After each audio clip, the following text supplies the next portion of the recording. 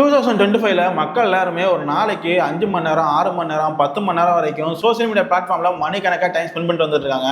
இந்த நேரத்தில் சில கண்ட்ரிஸோட கவர்மெண்ட் என்ன சொல்லியிருக்காங்கன்னா, என் கண்ட்ரில மக்கள் யாருமே சோசியல் மீடியா பிளாட்ஃபார்ம் அதிகமாக யூஸ் பண்ணக்கூடாது. அப்படி யூஸ் பண்ணீங்கன்னா கவர்மெண்ட் வந்து சென்சார் பண்ணும், அதே மாதிரி சில ஆப் பண்ண ரிஸ்ட்ரிக்ட் பண்ணும், அதே மாதிரி சில ஆப் பண்ணா பிளாக் பண்ணும், பேன் பண்ணும். இந்த மாதிரியான ரூல்ஸ் எல்லாம் கொண்டு வந்திருக்காங்க. ஒருவேளை வெஸ்டர்ன் டெக் பிளாட்ஃபார்ம்லாம் நீங்க யூஸ் பண்ணணும், கூகுளோட இருக்கட்டும், இல்லைன்னா மெட்டாவோட இருக்கட்டும், இல்லை ஃபேஸ்புக், இன்ஸ்டாகிராம், யூடியூப், இல்லைன்னா டெலிகிராம், எக்ஸ், இந்த மாதிரியான சோசியல் மீடியா யூஸ் பண்ணணும். இந்த மாதிரியான சோசியல் மீடியா ஆப் யூஸ் பண்ணணும்னா அந்த நாட்டோட கவர்மெண்ட் வந்து நிறைய சென்சார் பண்ணி தான் அனுப்புவாங்க. பீப்புள் என்ன பார்க்கணும், பீப்புள் என்ன சர்ச் பண்ணணும், பீப்புளோட பிஹேவியர் ஆன்லைன்ல எப்படி இருக்கு, அதனால கவர்மெண்ட் அகைன்ஸ்டா இல்ல பொலிட்டிக்கலாவோ இல்ல வந்து அந்த நாட்டோட ரூல் பண்ணிட்டு இருக்க கவர்மெண்ட்டுக்கு அகைன்ஸ்டாவோ ஏதாச்சும் பேடா கிரிட்டிசைஸ் பண்றாங்களா, அந்த நாட்டுக்கு அகைன்ஸ்டா இது ஆக்டிவிட்டிஸ் இருக்கா, இது எல்லாத்தையுமே ரெஸ்ட்ரிக்ட் பண்ணி சென்சார் பண்ணி தான் பீப்புள் எல்லாருமே இந்த சோசியல் மீடியா பிளாட்ஃபார்ம் யூஸ் பண்றதுக்கு அலோவ் பண்ணுவாங்க.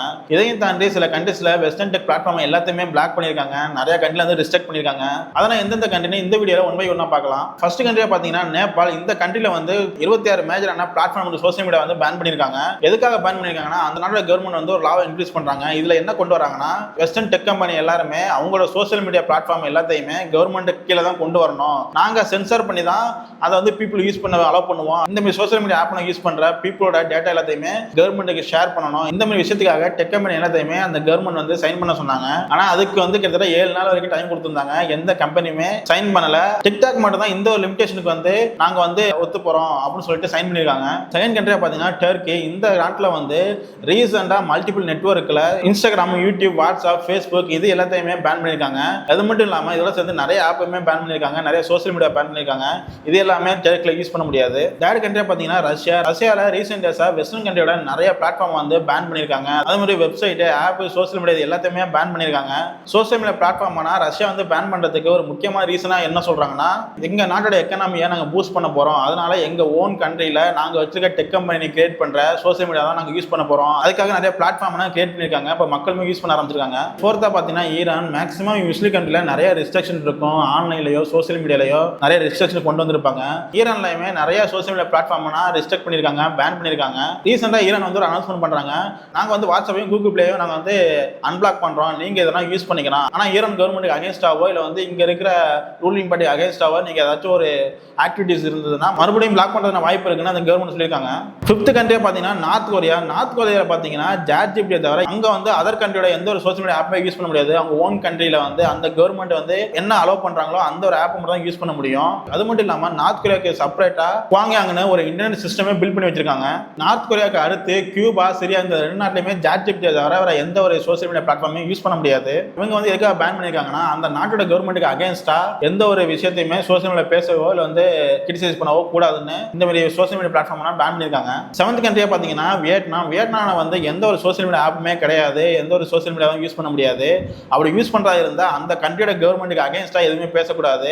அதனால வந்து நிறைய விஷயத்தை வந்து அந்த கண்ட்ரியோட கவர்மெண்ட் வந்து சென்சார் பண்ணி தான் பீப்புள் யூஸ் பண்றது அலோவ் பண்றாங்க. எயிட் கண்ட்ரியா பாத்தீங்கன்னா மியான்மர். மியான்மர்ல வந்து 2025ல நியூவா சைபர் செக்யூரிட்டி லாவை கொண்டு வராங்க. இந்த லா படி VPN யூஸ் பண்ணி எந்த ஒரு ஆப்பையோ சோசியல் மீடியாவோ வந்து அக்சஸ் பண்ணக்கூடாது, அதை வந்து ரொம்பவே கண்ட்ரோல் பண்றாங்க. அப்படி நீங்க யூஸ் பண்ணீங்கன்னா ஜெயில போறதுக்கான வாய்ப்பு அதிகமாவே இருக்கு. மியான்மர் கண்ட்ரிலயுமே அந்த நாட்டோட ரூலிங் பார்ட்டிக்கு அகைன்ஸ்டாவோ அந்த நாட்டோட கவர்மெண்ட்டுக்கு அகைன்ஸ்டாவோ எந்த ஒரு கிரிட்டிசைஸுமே எந்த ஒரு ஒப்பீனியனுமே சோசியல் மீடியால போஸ்ட் பண்ணக்கூடாது. அப்படி போஸ்ட் பண்ணாங்கன்னா ஜெயில போறது நிறைய வாய்ப்பு இருக்கு. லாஸ்ட் கண்ட்ரியா பாத்தீங்கன்னா துர்க்மெனிஸ்தான். இந்த கண்ட்ரி வந்து இந்த வீடியோல பார்த்த எல்லா கண்ட்ரியை விட நிறைய சோசியல் மீடியா பிளாட்ஃபார்ம் வெப்சைட் எல்லாத்தையும் பிளாக் பண்ணிருக்காங்க. எவ்வளவு டொமைன் பிளாக் பண்ணிருக்காங்கன்னா 1,22,000 டொமைன் வந்து பிளாக் பண்ணிருக்காங்க. இந்த கண்ட்ரியை விட வேற எந்த கண்ட்ரியுமே இவ்வளவு ரெஸ்ட்ரிக்ஷன் பண்ணி பார்த்தது இல்ல. இந்த ஒரு கண்ட்ரி தான் டிஜிட்டல் ஃப்ரீடம் வந்து ரொம்பவே ரெஸ்ட்ரிக்ட் பண்றாங்க.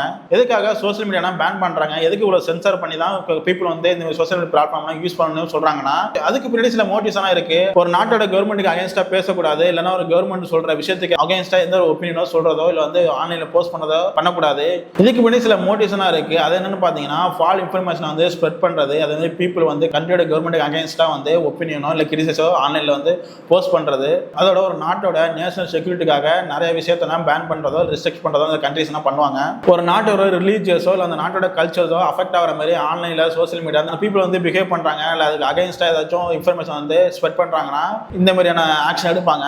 இது மட்டும் இல்லாம அவங்க வந்து அவங்க கண்ட்ரியோட ஓன் எக்கனாமி வந்து பில்ட் பண்றதுக்காக இந்த நாட்டோட பீப்புளோட பிஹேவியரோ இல்ல அந்த நாட்டோட பீப்புளோட ஆக்டிவிட்டிஸோ அந்த நாட்டோட கவர்மெண்ட் வந்து கண்ட்ரோல் பண்ணணும். அந்த நாட்டோட ஓன் டெக் கம்பெனிஸ் பில்ட் பண்ண சோசியல் மீடியா ஆப், வெப்சைட் இதெல்லாம் யூஸ் பண்றதுக்கு வந்து புஷ் பண்ணுவாங்க. ஸோ இந்த வீடியோல என்ன நாடனா சோசியல் மீடியா பேன் பண்ணிருப்பீங்கன்னு உங்களுக்கு தெரிய வந்திருக்கும். இந்த வீடியோ உங்களுக்கு பிடிச்சிருந்துச்சுன்னா இந்த வீடியோக்கு லைக் பண்ணிட்டு தினச்செய்திகள் சேனலை சப்ஸ்கிரைப் பண்ணுங்க.